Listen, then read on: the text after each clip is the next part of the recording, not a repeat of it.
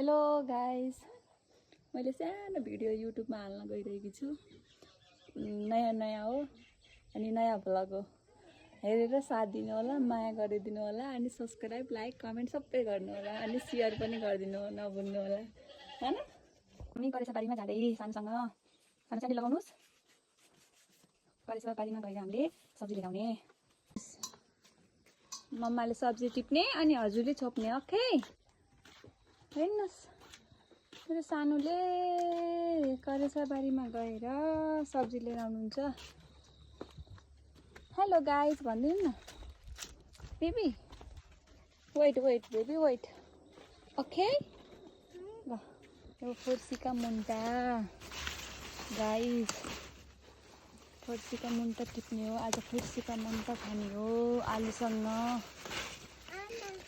आमा हुनुहुन्न छोरो, बुवा पनि हुनुहुन्न।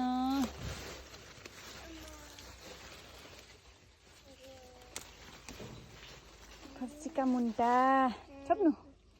वाओ गाइस, हामीले फर्सीका मुन्टा सँगसँगै सिमी पनि टिप्दैछौँ, बेबीले र मैले। सिमी पनि यस्तो किरो लागिसकेछ, त्यही पहिले रोपेको भएर होला सायद। वेट बेबी,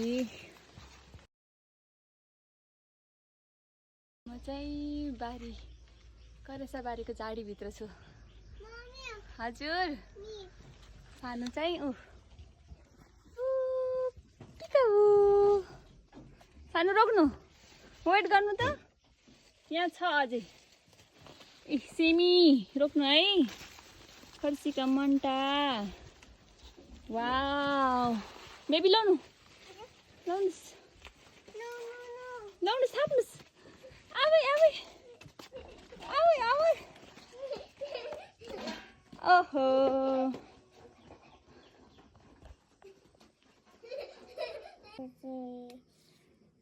हेलो गाइस भन्दैन गाना। हेलो गाइस, हेलो गाइस, हामी चाहिँ सब्जी बनाउन लागेको।